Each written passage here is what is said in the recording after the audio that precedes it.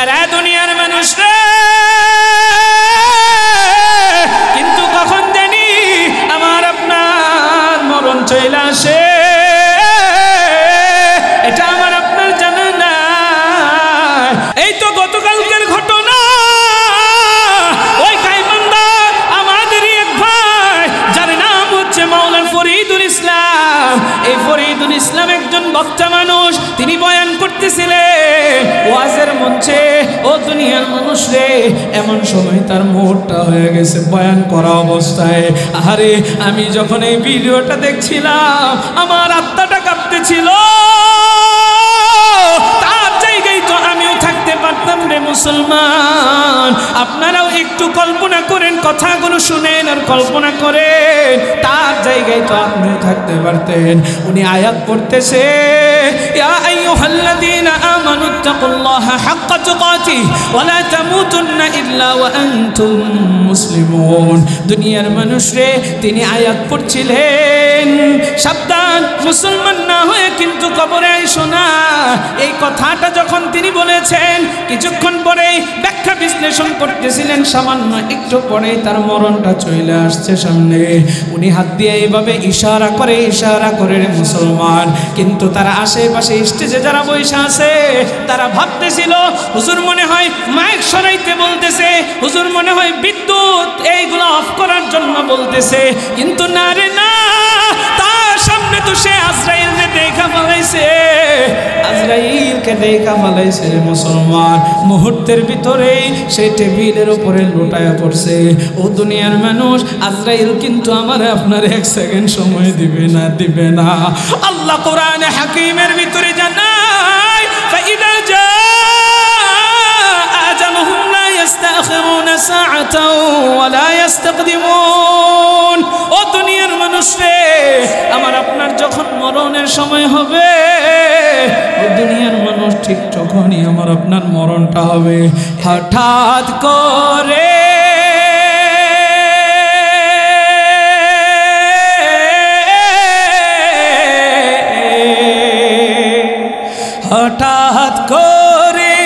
শুনবি একদিন আমার মৃত্যুর খবর। কেঁদে আসবে সময় দিতে আমায় কবর, দিতে আমায় কবর। হঠাৎ করে শুনবে একদিন আমার মৃত্যুর খবর। কেঁদে আসবে সময় দিতে আমায় কবর, দিতে আমায় কবর। লাশটি আমার থাকবে পরে বাহারি রাঙিনায়, মুখের কাফন উঠাই সবাই কাঁদবে যে হায় হায়। ওরে এই কাঁদাতে লাভ হবে না, এই কাঁদাতে লাভ হবে না।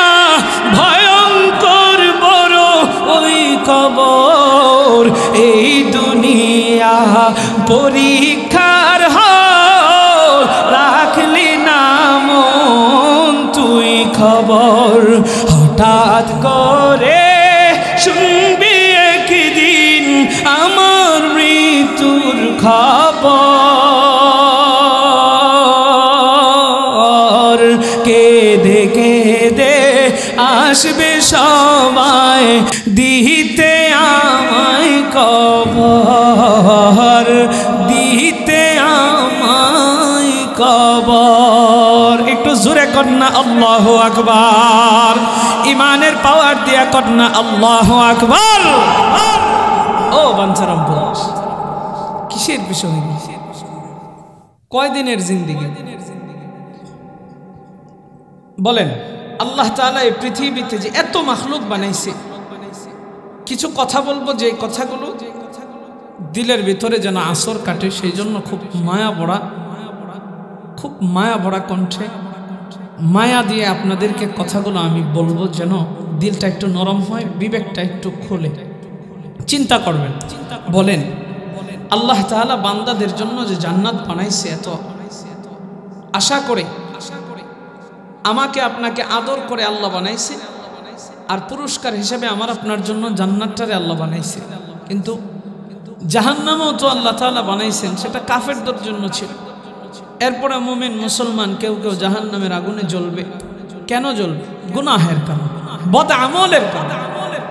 কিন্তু বলেন তো, আল্লাহ কি চায় কোনো বান্দারে জাহান্নামে ফালাইয়া দিতে?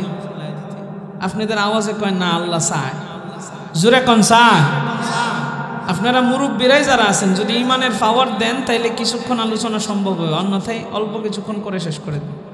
দেখেন আল্লাহ তাআলা বলেছেন, আপনারা সবাই জানেন, আমি শুধু এতটুকু আপনাদেরকে বুঝাবো যে এই পৃথিবীতে আল্লাহ কত মাখলুক বানাইছেন, এটা আল্লাহ ভালো জানেন। আমরা জানি 18,000 মাখলুক বানাইছেন, কিন্তু এর চাইতে আরো বেশিও আল্লাহ বানাইতে পারেন। কারণ এত মাখলুক আমি আপনি দেখি, যে কিছুদিন পরে পরে দেখি যে প্রাণীকে আমরা জীবনে দেখি নাই। 70-80 বছরের মুরব্বী বয়স হয়ে গেছে, এরপরে এই প্রাণীটারে দেখে নাই। এরকম অসংখ্য প্রাণী আছে। তা আল্লাহ ভালো জানেন কত মাখলুক বানাইছেন, কিন্তু তার ভিতরে সৃষ্টির শ্রেষ্ঠ মাখলুক হিসাবে ঘোষণা করেছেন এই মানুষকে। জোরে কোন সুবহানাল্লাহ। তাহলে এই মানুষরে আল্লাহ কত আদর করে বানাইছে। রে আব্বা জানো, যুবক ভাই, কেমনে আল্লাহরে ভুইলা আজকে আপনি ঘুরেন, নামাজের দিকে আসতে চান না, রোজাটা রাখতে চান না, ইবাদত বন্দেগিটা করতে চান না, অথচ আল্লাহ মানে আপনার কত আদর কইরা বানাইছে, আল্লাহ কত মায়া কইরা বানাইছে। আমি আপনাদেরকে অল্প কিছু কথা হৃদয়টা খোলার জন্য, অন্তরটা খোলার জন্য, অন্তর চক্ষুটা খোলার জন্য বলবো। খুব মনোযোগ দিবেন। আল্লাহ আমারে আপনারে বড় আদর কইরা বানাইয়া এই পৃথিবীতে আল্লাহ সৃষ্টির শ্রেষ্ঠ মাখলুক হিসাবে ঘোষণা করলেন। শুধু তাই নয়, আমার আল্লাহ আমার আপনার জন্য কি বানাইছে? আল্লাহ বলেন, ওমা খালাকতুল জিন্না ওয়াল ইনসা ইল্লা লিয়াবুদুন। আমি মানুষ এবং জিন জাতিকে আমি আল্লাহর ইবাদতের জন্য বানাইছি। আমি তোদেরকে বুকিং দিয়েছি আমার গোলামের জন্য। ও দুনিয়ার মানুষ, তাইলে আমি আপনি গোলামি করব আল্লাহর, আমি আপনি ইবাদত করব আল্লাহর। আল্লাহ আমারে আপনারে তার ইবাদতের জন্য বানাইছে, তার গোলামি করার জন্য বানাইছে। মনে প্রশ্ন থাকতে পারে, হুজুর আমারে আর জিন জাতিরে আল্লাহর ইবাদতের জন্য বানাইছে, কিন্তু গোটা পৃথিবীতে আল্লাহ যে এত মাখলুক বানাইছে, ওইগুলোরে আল্লাহ কিসের জন্য বানাইছে? আমার আল্লাহ জানা দেয়, হুয়াল্লাযী খালাকা লাকুম মা ফিল আরদি জামিআ। আল্লাহ বলে, রে বান্দা, আমি বুকিং দিয়েছি তোদেরকে আমার জন্য, আর আমি আল্লাহ গোটা পৃথিবীতে যত কিছু বানাইছি সব কিছু বান্দা তোদের খেদমতের জন্য বানাইছি। আরে সুবহানাল্লাহটা মুখ দিয়ে বের হয় না, জোরে কন্না সুবহানাল্লাহ। বুঝতেছেন কথা?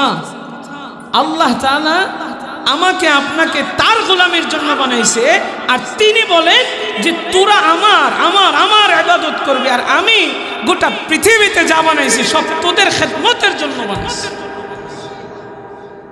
তাহলে আল্লাহ কত ভালোবাসেন আমাদেরকে। ও দুনিয়ার মানুষ, এবার প্রশ্ন করি, একটু উত্তর দিয়েন। যদি কিছু উত্তর দেন কথা বলা যাবে। বলেন তো, ওই যে সূর্যটা যে পূব আকাশে উদিত হয়, এই সূর্যটা খেদমত করে কার? জোরে কন, বুঝে কন। হ্যাঁ, এই তো বুঝতে দেখছেন। যদি উত্তর দেন তাহলে প্রশ্ন যদি ভুলও বলেন পরে আবার ঠিক হয়ে যাবে, শুধরাই যাবে, মাথার ভিতরে জাহানে ঢুকে যায়। আর যদি বসে থাকেন এই মজলিসগুলোতে, কিছু কিছু সময় বুবা শয়তান আসে, আইসা কাদের ভিতরে বর করে না মুখ জবান বন্ধ করে রাখে, যাতে এই জবান দিয়ে আপনি কিছু না বলতে পারেন। অথচ জবান দিয়ে যদি আপনি আল্লাহর নাম উচ্চারণ করেন, আল্লাহ খুশি হয়ে যাবে। শয়তান তো এমনিই বেজার, আপনি এটাতে বসছেন, আবার সুবহানাল্লাহ কইবেন, আলহামদুলিল্লাহ কইবেন, আল্লাহু আকবার কইবেন। শয়তানকে এগুলো চায়? এ কথা কন না, চায়? তাহলে চিল্লায় আল্লাহর ডাক দেন, আল্লাহু আকবার। আরে আমার আব্বা জানো, যুবক ভাই, আমার আল্লাহ সূর্যটাকে আমার আপনার খেদমতের জন্য বানাইছে। আল্লাহর খেদমতের জন্য সূর্যকে আল্লাহ বানায় নাই, আল্লাহর গোলামের জন্য আমারে আপনারে বানাইছে। আর আল্লাহ তাআলা আপনার আমার গোলামের জন্য সূর্যটাকে বানাইছে। ওই যে আমি আপনি ওই আসমানের ভিতরে যে চাঁদ দেখতে পাই, তারকারাজি দেখতে পাই, এগুলো আমার আপনার গোলামের জন্য বানাইছে। শুধু তাই নয়, ওই যে আসমানটা দেখতে পাই, এটাও আমার আপনার গোলাম। এই যে জমিন দেখতে পাই, এটাও আমার আপনার গোলামের জন্য। আল্লাহ সূরা নাবার ভিতরে আমাকে আপনাকে প্রশ্ন করে করে করে করে বলে, আলাম নাজআলিল আরদা মিহাদা ওয়াল জিবালা আওতাদা ওয়া খালাকনাকুম আজওয়াজা ওয়া জাআলনা নাওমাকুম সুবাতা ওয়া জাআলনা আল-লাইলা লিবাসা ওয়া জাআলনা আন-নাহারা মা'আশা ওয়া বানাইনা ফাওকাকুম সাব'আন শিদাদা। আল্লাহু আকবার। আরে দুনিয়ার মানুষ রে, আমি সবগুলোর ব্যাখ্যা বিশ্লেষণ করব না। আমার আল্লাহ প্রথমেই জানাই, আলাম নাজআলিল আরদা মিহাদা, আমি কি তোমাদের জন্য এই জমিনটাকে বিছানা স্বরূপ বানাইনি? দুনিয়ার মানুষ রে, আল্লাহ আমার আপনার জন্য জমিনটারে বিছানা স্বরূপ বানাইছে, অবশ্যই বানাইছে। আল্লাহ আরেক আয়াতের ভিতরে জানায়, আল্লাযী জাআলা লাকুমুল আরদা ফিরাশা, আমি তোমাদের জন্য এই জমিনটাকে বিছানা স্বরূপ বানাইছি। আরে দুনিয়ার মানুষ রে, মুফাসসিরিন কেরামগণ লিখেন, এই জমিনটাকে আল্লাহ পানির উপরে ভাসমান অবস্থায় রেখেছেন। জমিনের নিচে আছে পানি, যে পানি আমরা জমিন থেকে উঠাইয়া খাই, এই পানির মাধ্যমে আমার আপনার জীবনটা বাঁচে। আল্লাহ এই পানিটাকেও আমার আপনার খেদমতের জন্য বানাইছেন। এই পানির উপরে জমিনটাকে আল্লাহ ভাসমান অবস্থায় রেখেছেন। ও দুনিয়ার মানুষ রে, যখন জমিনটাকে পানির উপরে ভাসমান অবস্থায় রেখেছে, এই জমিনটা হেলতে ছিল আর দুলতে ছিল। নদীর ভিতরে পানির ঢেউয়ের তালে তালে নৌকা যেমন হেলতে থাকে আর দুলতে থাকে, ঠিক তেমনি ভাবে জমিনটাও হেলতে ছিল আর দুলতে ছিল। দুনিয়ার মানুষ, আমার আল্লাহ দেখলেন জমিনটা যদি এইভাবে হেলে আর দুলে, আমার বান্দাদের জমিনের ভিতরে থাকতে কষ্ট হবে। এই জন্য আল্লাহ বলে, ওয়াল জিবালা আওতাদা, আমি আল্লাহ এই জমিনটাকে স্থির করার জন্য জমিনের উপরে পাহাড় নামক নিয়ামতকে পেরেক স্বরূপ মেরে দিয়েছি। ওই পাহাড়কে আল্লাহ কি করেছেন? পেরেক স্বরূপ মেরে দিয়েছেন, জমিন এবার স্থির। আর আমরা কি করি? কেমন নাফরমান আমরা এই পাহাড় কাইটা কাইটা মাটি চুরি কইরা বিক্রি করে দিই। কথা কয় না? সত্যের সাক্ষ্য দেবেন ঠিক বইলা, এটাও যদি আল্লাহ পছন্দ কইরা নেই, সব আমল কবুল হবে না। যে কোনো একটার উসিলায় আল্লাহ মাফ করে দেবে। সুবহানাল্লাহ। সব আমল না, সব আমল কবুল হবে না, একটার উসিলায় আল্লাহ মাফ। আরে কুকুরকে বেশ্যা নারী কুকুরকে পানি খাওয়াইছে, সেই জন্য আল্লাহ তারে মাফ করে দিচ্ছে। সুবহানাল্লাহ কয় না রে? আলোচনা কি চলবে? তাহলে কথা কওয়া লাগবে। এই জন্য যুবক থাকলে একটু ভালো লাগে, অর্থাৎ যুবকরা আওয়াজ দেয়, মুরব্বীরা তো একটু অর্থাৎ এমনিতেই দুর্বল, আওয়াজ দিতে পারে না, তা আমাদেরও আর জজবা তখন তৈরি হয় না। এই জন্য আজকে যারা মুরব্বী আছেন সবাই যুবক হয়ে যান। কি কর? আর এমনি তো মুরব্বীরা যুবকই তো, আসলে মন তো বুড়া হয় না, কারণ 60-70 বয়স হয়ে গেছে, ইয়ার পরেও কিন্তু বিয়া করতে মন চায়। আপনারা আমাদের দাদার মতো, নানার মতো, তো দাদা নানার সাথে নাতিরা একটু দুষ্টামি করে না, তো একটু মাঝে মাঝে দুষ্টামি করবো, রাগ করবে? তাহলে কি কর? মন তো বুড়া হয় না, বিয়া তো করতে চায়। আমার যে নানা আছে, আমার নানি মারা গেছে, 75 বছর বয়স আমার নানার। নানা আমার এক নাতি একটা বউ দেখ, আজকে 2 বছর ধরে বউ খুঁজতেছে। বেটা সম্মানিত হাজিরিন, তাহলে আজকে একটু যুবক হয়ে দেখায় দেন তো, এলাকার ফুলা মান্ডিরে দেখায় দেন। তোরা যে আমরা ফাত্তা দিবার চাস না, কস যে আমরা বুড়া হয়ে গেছি, দেখে শক্তি সামর্থ্য কমে গেছে। আজকে দেখ, একটু স্টেজটারে কাঁপায় দেন তো, এলাকাটারে কাঁপায় দেন। লিল্লাহি তাকবীর!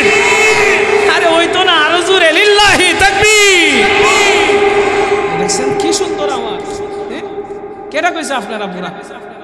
এভাবে আওয়াজ দিবেন ইনশাআল্লাহ। তাহলে কি বলছিলাম? এই যে পাহাড় নিয়ামত আল্লাহ তাআলা আমাদের জন্য দিয়েছেন জমিনকে স্থির করার জন্য। আর আমাদের এই বাঙালি এই বাঙালির কিছু চোর এই পাহাড়গুলারে কাইটা কাইটা চুরি করে বিক্রি করে দেয়। তো এই দেশের ভিতরে ঝামেলা আইতো না, ভূমিকম্প আইতো না, আইব কই? বুঝেন না? আল্লাহ আমাদের হেদায়েত দান করুক, জোরে কোন আমিন। এরা আমার আব্বা জানো, যুবক ভাই বিবেক জাগ্রত করেন, এরপরে আমল দিব। আল্লাহ তাআলা বলে ওয়াল জিবালা আওতাদা ওয়া খালাকনাকুম আজওয়াজা, আমি আল্লাহ তোমাদেরকে জোড়ায় জোড়ায় সৃষ্টি করেছি।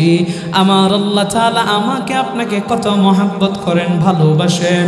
আল্লাহ বলে এই পুরুষদের একা একা থাকতে কষ্ট হবে, এই জন্য আমার আল্লাহ তাআলা আমাকে আপনাকে জোড়ায় জোড়ায় বানাইয়া বলেন রে আমি তোদের জন্য বউ নামক নিয়ামত দুনিয়াতে দান করেছি। এই জন্য যারা যুবক আছে বিয়া করে নাই, তাড়াতাড়ি বিয়া করো। আমাদের এই দেশের ভিতরে আজকে বিয়েকে কঠিন বানানো হয়েছে আর জিনাকে সহজ করা হয়েছে। দেখেন 18 বছরের নিচে যদি বিয়ে হয় তাহলে কয় বাল্য বিয়া, কিন্তু 18 বছরের নিচে যদি পার্কে বাদাম খায়, আকাম কুকাম করে ধরাও খায়, তাহলে বলে এটা লিভ টুগেদার, একজন আরেকজনের সাথে স্বেচ্ছা এগুলো করতেই পারে। নাউজুবিল্লাহ। এই দেশে গজব আসবে না তো কোথায় গজব আসবে? কোথায়? সম্মানিত হাজিরি, কিন্তু আমার প্রশ্ন হলো, একটা ফতোয়া আপনাদেরকে জানাই দিই, রাষ্ট্র যদি ইসলামের বিরুদ্ধে যায়, রাষ্ট্র যদি ইসলামের বিরুদ্ধে কোনো নিয়ম করে, কোনো আইন পাশ করে, তাহলে সেই আইন ইসলামের বিরুদ্ধে গেলে, কোরআন হাদিসের বিরুদ্ধে গেলে, শরীয়তের বিরুদ্ধে গেলে ওই আইন মানা কোনো মুসলমানের জন্য বৈধ নয়। এখন আমি মানব না, ঠিক আছে, আমি আমল করতেছি, ঠিক আছে, আমার এলাকায় 18 বছরের নিচে আমার মেয়েকে, আচ্ছা আল্লাহ তো হায়াতই দিয়েছেন আমাদেরকে কম, বলে গড়াই কত আমাদের 60 থেকে 70, এক একজন নবী রাসূল এবং তার উম্মতদেরকে হায়াত দিয়েছেন, কাউকে 1000, 950, 800, 600, 650 এরকম করে হায়াত দিয়েছেন। আমার নবীরে দিয়েছেন 63, উম্মতি মুহাম্মদীর গড়াই হচ্ছে 60 থেকে 70। আমাদের হায়াত গড়াইও সবচাইতে কম, আমাদের হায়াত তো এমনিতেই কম। এই জন্য নবীজি বলেন বিয়ে করো আগে আগে, বিয়ে করো আগে আগে, বেশি বেশি সন্তান জন্ম দাও, যাতে আমি নবী কিয়ামতের ময়দানে আমার বিশাল উম্মতকে নিয়ে আমি গর্ব করতে পারি। জোরে কোন সুবহানাল্লাহ।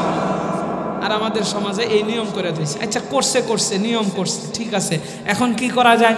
আমাদের সমাজে অসংখ্য ইসলাম প্রিয় মানুষ আছে, অনেক দিনদার মানুষ আছে, 18 বছরের নিচে মেয়েদেরকে বিয়ে দিচ্ছে। কিন্তু বলেন তো দেখি, থানা কি আপনাদের এই এলাকার ভিতরে না একটু দূরে? কথা কয় না। আমি কি বুঝাইতে চাই বুঝবেন। থানা দূরে, আপনার ঘর এখানে, আপনি বিয়ে দিতেছেন, তাহলে পুলিশ থানার ভিতরে হঠাৎ করে কিভাবে জেনে যায়? জানায়া দেয়। কে জানায়?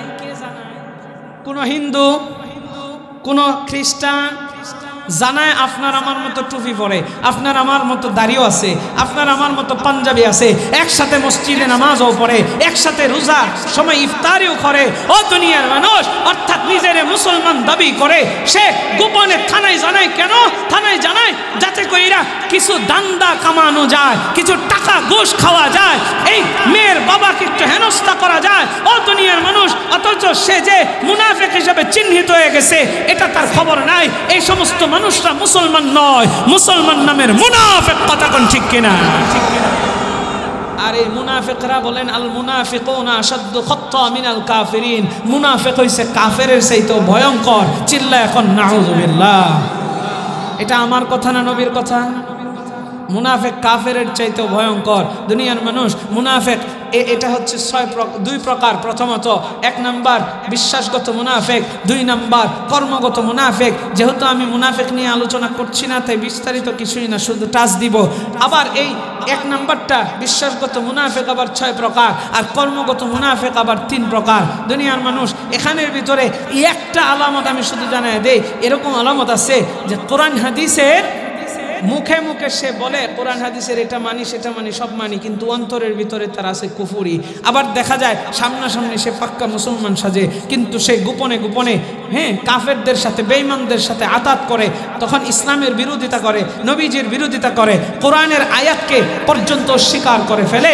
তারা বেঈমান হয়ে যায়, এরা মুনাফিক। এলে বলেন নবীজি বলেছেন আগে ভাগে বিয়ে করো, নবীজি বলেছেন ইসলাম আমাদেরকে নির্দেশনা দেয় আগে ভাগে বিয়ে করার জন্যে, রাষ্ট্র নিয়ম করেছে রাষ্ট্রের জায়গায় রাষ্ট্র পয়রা থাক, অসুবিধা নাই, আমি আমল করতেছি। কিন্তু গোপনে যে ব্যক্তিটা পুলিশকে খবর দিয়ে দিল, হেনস্থা করাইলো, এই মেয়ের বাবাকে পর্যন্ত জেলে নেওয়ার জন্য যে পাইতারা করলো, এটা কোন মানুষ করেছে? আল্লাহর নবী চিহ্নিত করে দিয়েছেন এরা মুসলমান নয়, এরা হচ্ছে মুসলমান নামের মুনাফিক। আর এরা হচ্ছে কাফেরের চাইতেও ভয়ঙ্কর, কারণ কাফের হচ্ছে বাহিরের শত্রু, মুনাফিক হচ্ছে ভিতরের শত্রু। এবার আপনারা বলবেন বাহিরের শত্রু বেশি ভয়ঙ্কর না ভিতরের শত্রু? বলে কেমনে? আল মুনাফিকুনা আশাদ্দু খাত্তা'আন মিনাল কাফিরিন। নবী বলেন মুনাফিক কাফেরের চাইতে ভয়ঙ্কর এই কারণে, কারণ কাফের বাহিরের শত্রু, মুনাফিক ভিতরের শত্রু। বাহিরের শত্রু যতটুকু না ক্ষতি করতে পারে, ভিতরের শত্রু তার চাইতে বেশি ক্ষতি করতে পারে। বলে কেমনে? আপনি বাহিরের শত্রুর ভয়ে ঘরে আইসা পলাইবেন, পালায় এখন যে 1 মাস থাকমু, 2 মাস, 3 মাস, 4 মাস, 5 মাস থাকমু, আমার ফুলাই বাজার করে আমারে খাওয়াইবো, বাফে বাজার করে খাওয়াইবো, কোনো অসুবিধা নাই। কিন্তু যদি আপনার শত্রু থাকে ঘরের ভিতরে, আপনি ঘুমাইবেন, ঘুমের ঘরে আপনারা জবাই করে ফেলবেন। এই জন্য এই মুনাফিকরা বড় ভয়ঙ্কর। আমার আপনার ভিতরে মুসলমান নামের লেবাসদারি এই মুনাফিকদের কারণে এই দেশের ভিতরে ইসলামকে, খেলাফত, রাষ্ট্রকে, খেলাফত ব্যবস্থা রাষ্ট্রের ভিতরে কায়েম করা সম্ভব হচ্ছে না। এই দেশে 92% মুসলমান থাকার পরেও কোরআনের আইন এই দেশের ভিতরে চালু করা সম্ভব হচ্ছে না। কারণটা কি? 92% মুসলমান নাই। ঘরের কোনায় কোনায় কোনায় কোনায়, রাষ্ট্রের বিভিন্ন জায়গায় জায়গায় মুনাফিক দ্বারা ভরপুর হয়ে রয়েছে। একটা কথা কোরআন হাদিসের বিরুদ্ধে গেলে আমার জিহ্বা টেনে ধরবেন, সম্মানিত হাজিরিন। আবার যদি হক কথা না হয়ে কোনো উস্কানিমূলক কথা হয়, কোনো ব্যক্তি বা কোনো দলের বিরুদ্ধে যায়, সেটাও আমাকে বলবেন যে এটা দলের বিরুদ্ধে বলছে। আমি ওই বয়ানই করি না যে কোনো ব্যক্তি, কোনো দল, নো। আমি কোরআনের কথাগুলো বলবো, হাদিসের কথাগুলো বলবো। যদি বলেন যে হুজুর উচ্চ সুরে কেন বলেন? হ্যাঁ, মায়ার সুরেও বলতে হবে, আবার মাঝে মাঝে ইসলামের স্বার্থে উচ্চ সুরেও বলতে হবে। হযরতে আবু বকর ছিলেন নরম, আর হযরতে ওমর ছিলেন গরম। আমার নবী মাঝে মাঝে ছিলেন নরম, আবার মাঝে মাঝে তিনি গরমও হয়েছেন। এমন রাগ করেছেন, আমার মায়ার নবীর কপাল মোবারকে একটা বিশাল রগ ফুলে উঠত। ও দুনিয়ার মানুষ, এই জন্য যখন কথা বলবো মাঝে মাঝে দরদ দিয়ে, ভালোবাসা দিয়ে আবু বকরের মতো কথা বলবো। আবার মাঝে মাঝে যদি প্রয়োজন হয় ইসলামের স্বার্থে হযরত ওমরের মতো গর্জন ছেড়ে কথা বলতে হবে মুসলমান। ও দুনিয়ার মানুষ, তাহলে বলেন আল্লাহ তাআলা আমাকে আপনাকে ওই যে বলছিলাম জোড়ায় জোড়ায় সৃষ্টি করেছে, বউ নামক নিয়ামতটা দিয়েছেন। এই জন্য আব্বাজানদেরকে বলবো, যে যুবকরা বয়স হয়ে গেছে, আপনি তাড়াতাড়ি বিয়ে করায় ফেলান আপনার সন্তানকে, নাহলে সন্তান গুনাহ করবে তো আপনার গুনাহ হবে। আপনি রিজিকের টেনশন করেন, আল্লাহ বলেন ওমা খলাকতুল জিন্না ওয়াল ইনসা ইল্লা লিয়াবুদুন। এই পৃথিবীতে আল্লাহ তাআলা বলেন ওমা মিন দাব্বাতিন ফিল আরদি ইল্লা আলাল্লাহি রিজকুহা। এই পৃথিবীতে যত আত্মাওয়ালা বিচরণশীল প্রাণী রয়েছে, সমস্ত আত্মাওয়ালা বিচরণশীল প্রাণীর রিজিকের দায়িত্ব আমি আল্লাহ গ্রহণ করে নিয়েছি। জোরে কোন সুবহানাল্লাহ। আল্লাহ যদি গ্রহণ করে, আমার আপনার টেনশন আছে? আরে আমার আব্বা জানো, যুবক ভাই, এই এলাকার মা বাবাদের হাত জোর করে আমি বলতেছি, আপনার ঘরের ভিতরে 5 জন 10 জন মানুষ আছে, আপনি ইনকাম করে খাওয়াইতেছেন। আল্লাহ আপনার মাধ্যমে 10 জনকে যদি চালাইতে পারেন, আরেকজন মানুষ যদি আপনি নিয়ে আসেন, তাইলে এই মানুষটাকেও আপনার মাধ্যমে আল্লাহ অবশ্যই চালাইবে। ও দুনিয়ার মানুষ, আগে হয়তো বা 1 সপ্তাহে 2 বার 3 বার গোশত খাইতেন, এখন না হয় 1 বার গোশত খাইবেন। কিন্তু আপনি আপনার ছেলেরে 2 বছর পরে যে বিয়ে করাইবেন, 2 বছর আগেই করায় ফেলছেন। এটার দ্বারা কি হলো? আপনার ছেলের যৌবনের হেফাজত হলো, লজ্জাস্থানের হেফাজত হলো। আবার আরেকটা মেয়ে আপনি দায়িত্ব নিয়া তারও যৌবনের হেফাজত আপনি করলেন। দুনিয়ার মানুষ শুধু তাই নয়, ওই মেয়েটাকে 2 বছরের জন্য আপনি নিয়ত করেন মেহমান হিসাবে আনবেন। মেহমান আনার কারণে আমার আল্লাহ তাআলা মেহমানদারির বরকতের ওসিলায় আপনার ঘরের ভিতরে আল্লাহ সবার জন্য ভরপুর রিজিক আল্লাহ বাড়ায় দিবেন। আরে দুনিয়ার মানুষ রে, এরপরে 2 বছর পরে না হয় পিটুক করে দেন, অসুবিধা নাই। ও দুনিয়ার মানুষ, যে কথাটা আমি বলছিলাম, আমার আল্লাহ আপনার আমার জন্য এই জমিনটাকে বিছানা স্বরূপ বানাইছেন। আল্লাহ এবার বলেন, আল্লাযী জাআলা লাকুমুল আরদা ফিরাশা ওয়াস সামাআ বিনাআ। আমার আল্লাহ বলেন, ওই যে আমি আপনি যে আসমান দেখতে পাই, এই আসমানটাকে আমার আল্লাহ আমার আপনার জন্য ছাদ স্বরূপ বানায় দিয়েছে। শুধু তাই নয়, আমার আল্লাহ তাআলা জানায়, ওয়া আনজালা মিনাস সামাঈ মাআন ফাখরাজা বিহি মিনাস সামারাত রিজকান লাকুম। আল্লাহ বলেন, ওই আসমান থেকে আমি আল্লাহ বৃষ্টি বর্ষণ করি, এই জমিনটাকে আমি আল্লাহ উর্বর করি, আর এই জমিনে তোমরা ফসল আদি উৎপাদন করো। এটার মাধ্যমে আমি আল্লাহ তোমাদের জন্য রিজিকের ব্যবস্থা করি। জোরে কোন সুবহানাল্লাহ। এই বৃষ্টির কত দাম দেখেন। বৃষ্টি জমিনে পড়ে, জমিনটা উর্বর হয়, আমি আপনি রিজিক। আজকে চাল খাইছে, এই চাল কোত্থেকে? জবাব দেন না, কোত্থেকে? জমিন থেকে। গম বলে জমিন থেকে, আলু খাইবেন জমিন থেকে, আপনি ফসল আদি বিভিন্ন শাকসবজি খাইবেন জমিন থেকে। আমার আল্লাহ এই জমিন থেকে আমার আপনার রিজিকের ব্যবস্থা করে। ও দুনিয়ার মানুষ রে, ফাবিআইয়ি আলাኢ রাব্বিকুমা তুকাদ্দিবান, তোমরা তোমার রবের কোন নিয়ামতকে অস্বীকার করবা? আমি আপনি আজকে কিন্তু অস্বীকার কইরা ফালায়। ও দুনিয়ার মানুষ, আল্লাহর উপরে অনেক সময় দোষ দিয়া ফালায়। আল্লাহকে আমারই দেখলো আর কাউরে দেখলো না। আরে তুমি এত এত এত এত এত এত অস্বীকারী হইলা না, শুকরিয়া হইলা? তোমার আল্লাহ যে তোমারে 2টা হাত দিছে, এটাই তো তোমার জন্য অনেক বেশি। আল্লাহ চাইলে তোমারে ফঙ্গু বানায় দুনিয়াতে পাঠাইতে পারতো। কথা কোন ঠিক কিনা? আরে বাঞ্ছারামপুরের মুসলমান, একটু কি বিবেক জাগ্রত হয় না রে?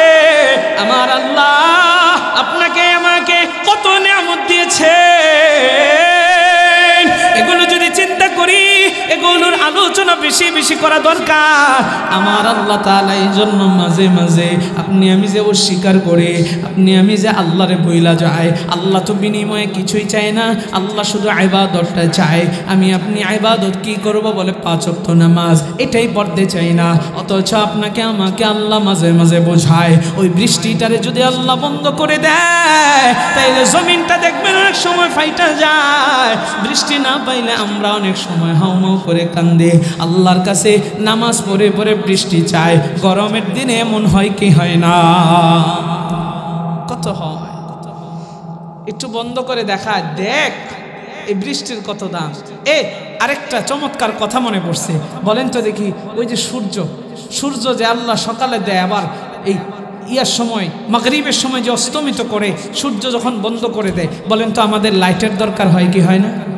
সবার বলতে হবে, জোরে কোন হয় কি হয় না? এই টোটাল এলাকা বা বলেন এই থানাটার ভিতরে কতগুলো লাইট হিসাব আছে? আচ্ছা, এই যে এতগুলো লাইট জ্বালাইছে, এগুলো কি জ্বালানোর জন্য আপনার টাকা টুকা দিতে হয় না? না মাগনা দিতে হয়। কত টাকা তারও তো কোনো হিসাব নাই, অসংখ্য অগণিত টাকা আপনি আমি দিচ্ছি, বিল দিচ্ছি। বিল ছাড়াই লাইটের আলো পাওয়া যায় না। আল্লাহ বলে, রে বান্দা, এই ফজরের সময় সুবহে সাদিকের পরে আমি যে সূর্যের আলোটা তোমাদেরকে দেই, এই সন্ধ্যা পর্যন্ত এই সূর্যের আলোটা তোমরা গ্রহণ করেছো। একটা দিন তোমাদের কাছে আমি আল্লাহ কোনো বিল চাই নাই। আজকে যদি চাইতো 60, 70, 80 বছর, 90 বছর, 100 বছর আপনি যে সূর্যের আলোটা খায়া গেলেন, এটার বিল নিয়ে আপনি দিতে পারেন? হ্যাঁ, এই যে আসমান থেকে বৃষ্টি বর্ষণ বন্ধ করলে আপনারা ফসলাদির ভিতরে কিভাবে পানি দেন? মোটর দিয়ে। মোটর বিদ্যুৎ বিল খরচ হয়, মোটর কিনেন, কত কিছু ঝামেলা, আইল করেন, এরপরে আবার লোক নিতে হয়, ড্রেন করতে হয়, কত ঝামেলা। এই যে পানি যে আপনারা দিচ্ছেন, আবার সিরিয়াল ধরা লাগে, অনেকে পানি ফানা ইতালুয়া লাগে, মারামারি কুবাকুবি, শেষ একটা তছনছ লেগে যায় অনেক সময়। এত কিছু যে আপনি করলেন, বিলও দিলেন, কিন্তু আল্লাহর বৃষ্টির কোনো বিল আল্লাহ চাইছে? হে, এই যে বাতাস বাতাস অক্সিজেন যেটা বন্ধ হয়ে গেলে মানুষ মরে যায়। একটু বিবেক দিয়ে চিন্তা করেন না, আজকে একটু ধাক্কা লাগান না। আরে বাঞ্ছারামপুরের মুসলমান, একজন বড় লোক কোটিপতি, যার টাকা পয়সার অভাব নাই, এমন একজন কোটিপতি বাবা হঠাৎ করে একদিন তার অক্সিজেন বন্ধ হয়ে গেছে, অর্থাৎ শ্বাস প্রশ্বাসে তার শ্বাস নিতে কষ্ট হইতেছে। এই বাবাকে নিয়ে তার সন্তান গেছে ডাক্তারের কাছে। ডাক্তারের কাছে বাবাকে নিয়ে যাওয়ার পর 3 দিন আইসিইউর ভিতরে তাকে অক্সিজেন দেওয়া হয়েছে। 3 দিন পরে ডাক্তার তাকে রিলিজ দিয়ে দিবে। ও দুনিয়ার মানুষ রে, ডাক্তার বিল সুন্দর করে বানাইয়া তার সন্তানের হাতের ভিতরে দিয়েছে। ও আব্বা জান, ও যুবক ভাই, এবার সন্তান বাবাকে রিলিজ নেওয়ার জন্য বাবাকে আইসা বলতেছে, বাবা তোমাকে রিলিজ দেওয়া হয়েছে, চলো চলো আমরা চলে যাই। তার বাবা ডাক দেয়া কয়, রে সন্তান, তোমাকে ডাক্তারে অবশ্যই একটা বিলের কাগজ দিয়েছে, এই বিলের কাগজটা আমি একটু দেখতে চাই। বাবা দেখতে চেয়েছে, সন্তান বাবাকে দিয়েছে। দুনিয়ার মানুষ বিলের কাগজের ভিতরে তার বাবা তাকাইয়া চোখের পানিগুলো ঝরাইয়া ঝরাইয়া কান্দে আর ডাক দিয়া বলে, রে সন্তান, এই বিলটা তো ডাক্তারে বানাইছে। কয় হা, এখানে লেখা আছে 3 দিনে 3,40,000 টাকা বিল এসেছে। আরে দুনিয়ার মানুষ, এদিক দিয়ে তার বাবার চোখের পানিগুলো জড়াইয়া জড়াইয়া কান্দে, কিন্তু সন্তান বাবাকে ডাক দিয়ে বলে, বাবা তোমার তো টাকা পয়সার অভাব নাই, এই বিলের টাকার কথা বইলা তুমি কেন কান্না করতেছো? বাবা ডাক দিয়ে কয়, রে সন্তান, আমি টাকার জন্য কান্দি না রে, আমার যে 50-60টা বছর হয়েছে, আজকে 3 দিনের জন্য আমার অক্সিজেনটা বন্ধ হয়েছে, আইসিইউর ভিতরে আমি ভর্তি হয়েছি, আমার 3,40,000 টাকা বিল চলে এসেছে।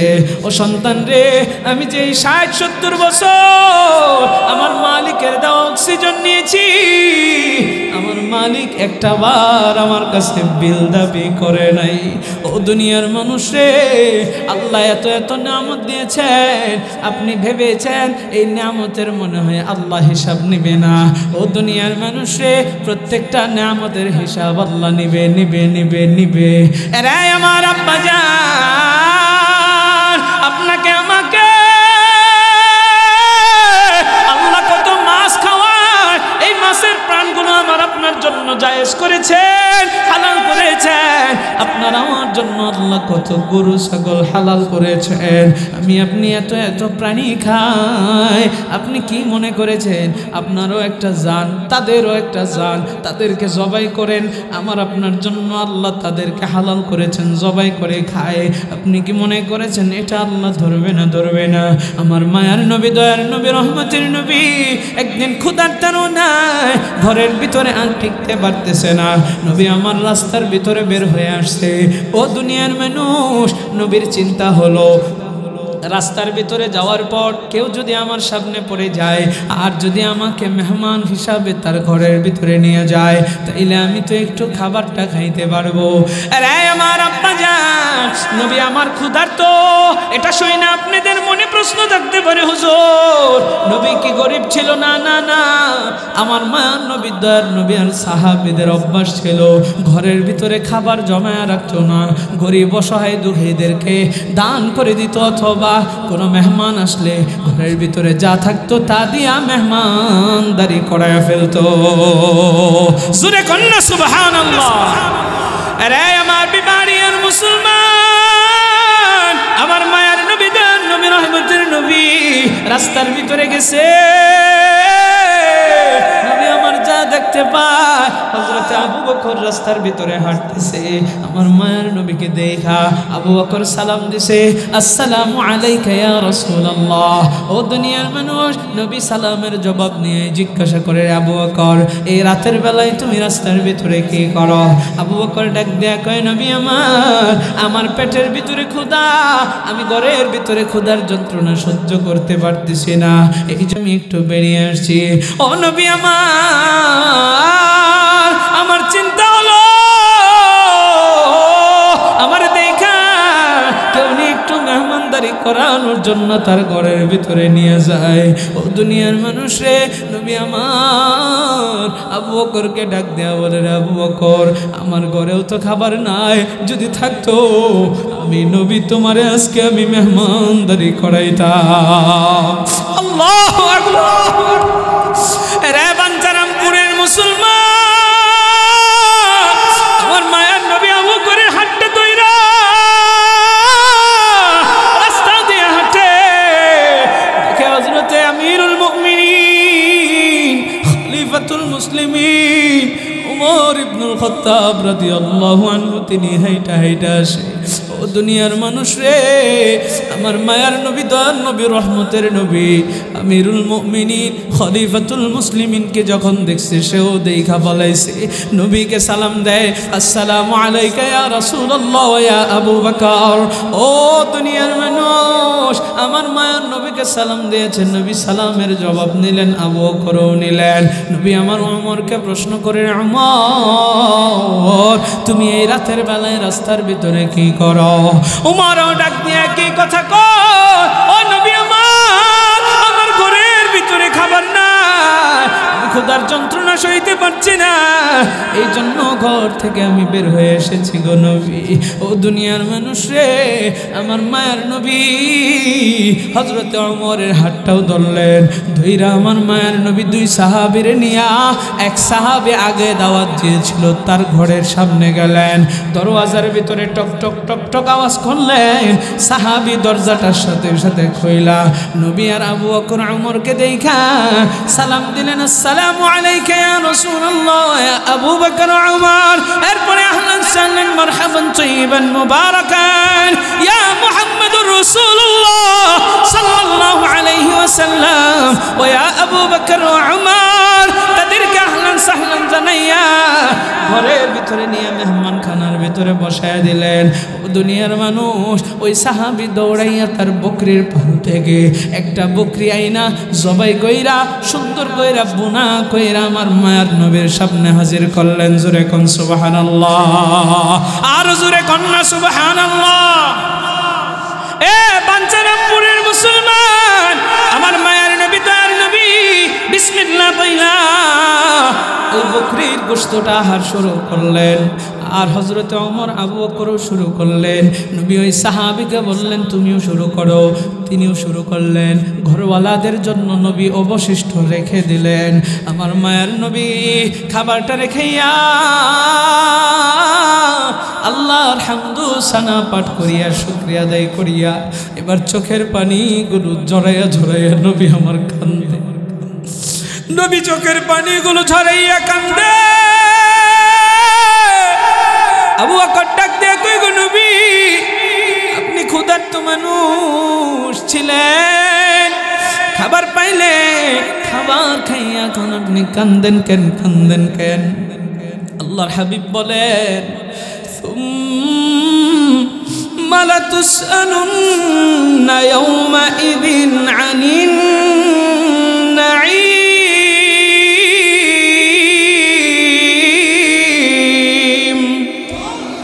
আমার মায়ের নবী তো নবী রহমতের নবী কয়, ও আবু বকর ওমর, আমরা ক্ষুধার তাড়নায় সহ্য করতে না পাইরা, ক্ষুধার জ্বালা সহ্যতে না পাইরা আজকে যে তৃপ্তি সহকারে খাইলাম, এই খাবারটা সম্পর্কেও আমার আল্লাহর কাছে জবাব দেওয়া লাগবে। ও দুনিয়ার মানুষ, সুম্মা লাতুসআলুন্না ইয়াওমাইযিন আনিন নাঈম, লগ্নে আমি যে আল্লাহর নিয়ামত খাইতেছি, আল্লাহ যে আমারে আপনারে এত সুন্দর সুন্দর নিয়ামত দিয়েছে, সব কিছু সম্পর্কে আল্লাহর কাছে জবাব দেওয়া লাগবে। ও দুনিয়ার মানুষ রে, সেই দিন জবাব দেওয়ার জন্য আপনার আমার প্রস্তুতি নেওয়া লাগবে। আপনার আমার এখন এই সময় আমলে, এই জন্য মুয়াজ্জিন যখন আজান দেয়, আজানের সুরটা শুনে না আর ঘরের ভিতরে থাকেন না, সাথে সাথে মসজিদের ভিতরে মুয়াজ্জিনের আজানের ডাকে সাড়া দেবেন, 5 ওয়াক্ত নামাজ পড়বেন, রোজা রাখবেন, ও দুনিয়ার মানুষ ইবাদত বন্দেগি করবেন। এরে আল্লাহর গোলাম, মিথ্যা কথা বলবেন না, গীবত শিকায়াত করবেন না। দুনিয়ার মানুষে মিথ্যা কথা যদি বলেন, গীবত শিকায়াত যদি করেন, আপনাদেরকে আরেকটা চমৎকার হাদিসের মাধ্যমে কিছু আমল দিয়ে আমি আমার বয়ানের ইতি টানবো। আপনারা এখানে বসে আছেন, অনেকে হয়তো বা উমরা করেছেন, হজ করেছেন। আমার মায়ের নবীর যে রোজা থার আছে, এই রোজা থারের পাশে দেওয়াল ঘেঁষিয়া আসহাবে সুফফাটা একটা সুতা দিয়া ঘেরাও দেওয়া আছে, যেটার ভিতরে সাহাবায়ে কেরামরা বসবাস করতেন। অর্থাৎ যে সাহাবীরা ছিলেন গরিব, যাদের ঘরবাড়ি নাই, ওই সাহাবীরা এখানে দিন সুক্ত, এটাকে বলা হয় আসহাবে সুফফা। এই সুফফায় নবী আমার একদিন বসে আছেন, হঠাৎ করে নবী প্রশ্ন করে, আতাদরুনা মাল মুফলিস। খুব মনোযোগ, হাদিসটা বর্ণিত হয়েছে হযরত আবু হুরায়রা থেকে।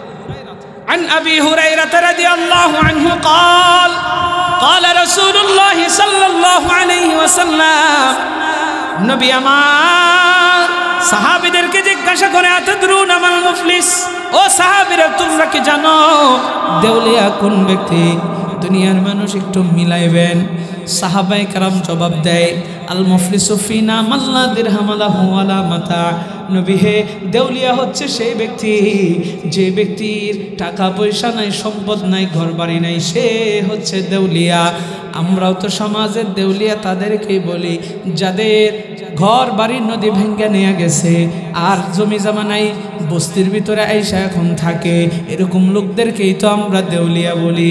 সাহাবায়ে কেরাম জবাব দেয়, আল মুফলিসু ফিনা মান লা দিরহাম লাহু ওয়ালা মাতা। নবী হে,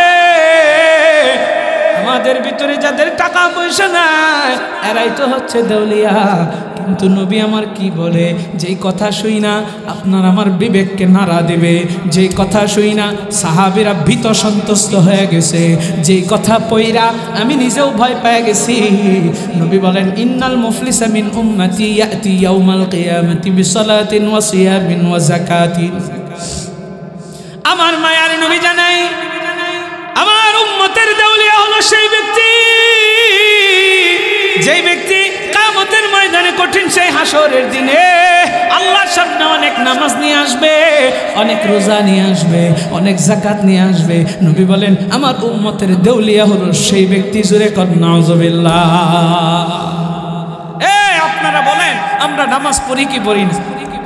রোজা রাখি কি রাখি না? যাকাত দেই কি দেই না?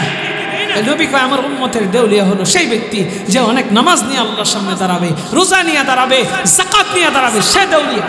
কি আপনার বিবেক একটু জাগ্রত হয় না? কি বললো নবী? এটা একটু ভয় লাগে না? নবী 5টা কথা বললেন, যে এই পাঁচটা যাদের ভিতরে 5টা গুনাহ ভিতরে আছে, তারা হচ্ছে দেউলিয়া। এই 5 বিষয় আমরা জানতে চাই কি চাই না? আর জোরে কর। নবী আমার 1 নম্বরে জানায়, ওয়াতি কদ শাতামা হাযা। নামাজি, রোজাদার, যাকাতদার, একটু দিলের কান লাগায় শুনেন।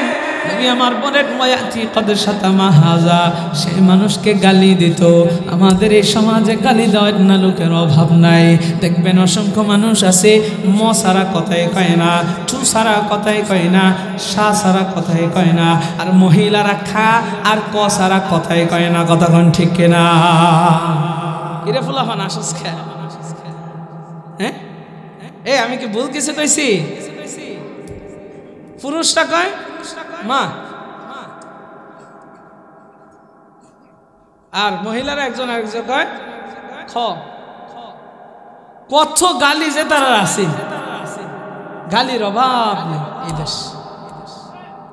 সম্মানিত হাজিরিন, তাহলে ওয়াতি কদ শাতামা হাযা, বলে গালি দিত। হকুল্লাহ আল্লাহর হক, হকুল ইবাদ বান্দার হক। হক হচ্ছে দুই প্রকার। আল্লাহর হক আল্লাহ যারে মন চাই ক্ষমা করে দেয়, তওবার মাধ্যমেও বা এমনেও। আর হকুল ইবাদ বান্দার হক, আল্লাহ ক্ষমা করেন না, বান্দার কাছ থেকে ক্ষমা নিতে হয়। আপনি কাউরে গালি দিলেন, বান্দার হক নষ্ট করছেন, তার কাছ থেকে আপনার ক্ষমা নিতে হবে, নাহলে শাস্তি কি সেটাও বলতেছি। নবী তো বলছেন আমার উম্মতের দেউলিয়া হচ্ছে ওই যে ওরা নামাজ নিয়ে আসছে, রোজা যাকাত সব নিয়ে আসছে, এরপরেও দেউলিয়া। বলে কেন? এই যে 5টা কারণ বলতেছে। এরপরে শাস্তি কি হবে সেটা আবার পরে বলবে।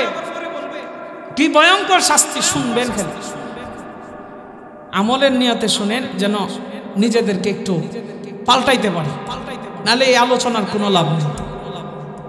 ওয়াতি কদ শাতামা হাযা, গালি দিত। তাহলে আমাদের সমাজে গালি দেওয়ার না লোক আছে না নাই? গালি দিবে না? যাদেরকে দিছেন কি করবেন? কথা কয় না, ক্ষমা, নালে পরে বলতেছি হাদিসের শেষাংশে শাস্তির কথা বলা হয়। আরে আমার আম্মা জান, পদ্মার অন্তরাল থেকে আপনারা শুনতেছেন, একটু রাগ উঠলে এক মহিলারে এমন গালি দেয়, এমন বিশ্রী বিশ্রী গালি দেয়। না মা, আপনারা গালি গালাজ করিয়েন না। আব্বাজানদেরকে বলবো, যুবকদেরকে বলবো, বন্ধুরে গালি দেশ, একজন আরেকজনরে দেখতে পারোস না গালি দেশ। আব্বাজানদেরকে বলবো, ঝগড়া লাইগা হিংসা কইরা গালাগালি করেন, আর করিয়েন না।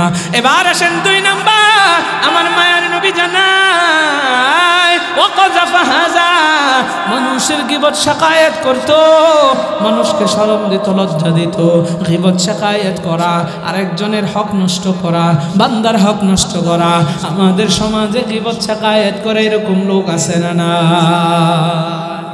আপনাদের আওয়াজে মনে হয় আছে, কিন্তু খুব কম। কম কম না বেশি? হাই হাই, গীবতের তো আরেকটা শাস্তি আছে, মরা ভাইয়ের গোশত খাওয়ার ব্যাপারে। আর এদিক দিয়ে আমি আরেকটা কি বললাম, বান্দার হক নষ্ট করা, গীবত করা। আপনি একজনের নামে গীবত করলেন, তাকে আপনি লজ্জা দিলেন, সমাজে মানুষের চোখে তাকে আপনি ছোট বানাইলেন। গীবত করে আপনি এটা তার হক নষ্ট করেছেন। আপনি গীবত করবেন কেন? সরাসরি তাকে আপনি ভুল ধরায় দেন, এই তুমি এটা করছো কেন, সরাসরি বলেন। তার অগোচরে বলতেছেন, তার মানে গীবত আপনি করলেন, আপনি গুনাহগার হলেন, তার হক নষ্ট করেছেন, আরেকজনের কাছে তার বেইজ্জতি করছেন। আল্লাহ আপনার সেই দেয় নাই, তো সেই অনুমতি তো আল্লাহ দেয় নাই। সম্মানিত হাজির, গীবতের কিছু প্রকার ভেদ আছে। আমরা অনেক সময় আলেমদের দিকে তীর উঠাই যে হুজুরাই বালা না, একজন আর একজনকে দেখতারে না, একজন আর একজনের গীবত করে, এরকম বলে কি বলে না? এটা একটু প্রকারটা কিছুটা বলে দিই। যেই গীবত মানুষকে লজ্জা দেওয়ার জন্য, মানুষকে ছোট বানানোর জন্য বলা হয়। ধরেন আমি একটা দোষ করছি বা করি নাই, সেটার উদাহরণ পরে দিচ্ছি। ধরেন আমি একটা দোষ করছি, এখন আপনি যায় আরেকজনকে বলতেছেন, জানোস রে অমুকে তুই এই আকামটা করছি।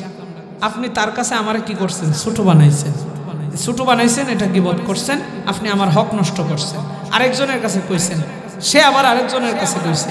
এইভাবে যত গীবতগুলো ছড়ায় ছিটে গেছে, প্রত্যেকেই গুনাহগার হয়েছে। শাস্তি কি পরে বলতেছি। সম্মানিত হাজির, এই গীবত করা যাবে না। মরা ভাইয়ের গোশত খাইতে কি আপনি পছন্দ করেন? আল্লাহ কোরআনে নিষেধ করেছেন। আপনি আমি মরা ভাইয়ের গোশত যেমন পছন্দ করি না, গীবতও করব না।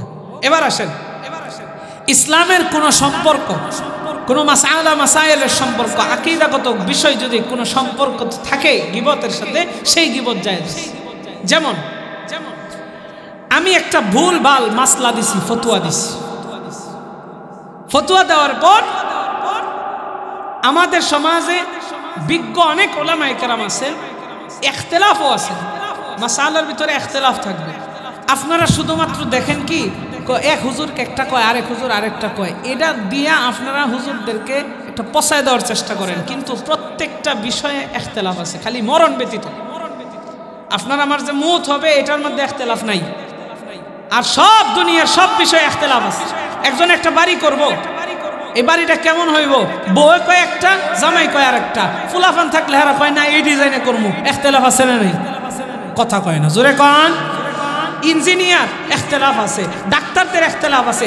একজনের কাছে গেছেন প্রেসক্রিপশন লেখছে একভাবে, আরেকজনের কাছে গেছেন হ্যাঁ ওষুধ দিছে আরেকটা। এখন আপনি কি কন দূর ডাক্তারই ভালো না, এক একজন এক একটা লেহে প্রেসক্রিপশন সিরা দেন হালায়, এরকম করেন? কথা কয় না করেন? তাহলে আপনার সন্তানদের ভিতরে ইখতিলাফ বাড়ি লইয়া, ডাক্তারদের ভিতরে ইখতিলাফ ওষুধ লইয়া আপনি যেমন বাড়ি করাও বাদ দেন না, ইখতিলাফ ডাক্তারদের প্রেসক্রিপশনও বাদ দেন না, ওষুধও হালায় দেন না। আপনার ইঞ্জিনিয়ার দেখবেন যে কেউ দেয় 8টা রড, আরেকজনে দিছে 10টা রড, আপনি যেরকম কন্যা ধুরু একজনে 8টা দিছে আরেকটা কেন লেগে 10টা দিল, সুতরাং আমি রডই লাগাবো না, রডের বদলে আমি বাঁশ দিব, এরকম কি করেন? আমাদের বাংলাদেশে এটা করে আর কি, রাস্তার ভিতরে রডের বদলে বাঁশ দেয়। কথা কয় না? এটা চুরি করে, চুরি কত বড় সুর। তো যাই হোক, ওদিকে গেলে আরো অনেক সময় চলে যাবে। আমি যেটা বলছিলাম দোয়া করে দেব, ইস্তিগফার করেন, আস্তাগফিরুল্লাহ রাব্বি মিন কুল্লি যামবি ওয়া আতুবু ইলাইহি, লা হাওলা ওয়ালা কুওয়াতা ইল্লা বিল্লাহিল আলিয়্যিল আযীম। اللهم صل على سيدنا ونبينا وشفيعنا وحبيبنا ومولانا محمد صلى الله عليه وعلى آله وأصحابه وبارك وسلم। আমার আলোচনা আরো মন ভরে শুনতে চাইলে ইউটিউব আছে, মুফতি কিফায়াতুল্লাহ কাশফি লিখবেন বাংলায়, অসংখ্য অগণিত আলোচনা পাবেন। সম্মানিত হাজিরিন, যে কথাগুলো বলছি সম্পূর্ণ কথা শেষ করতে পারি নাই, যতটুকু বলছি আল্লাহ আমল করার তৌফিক দান করুক, আমিন।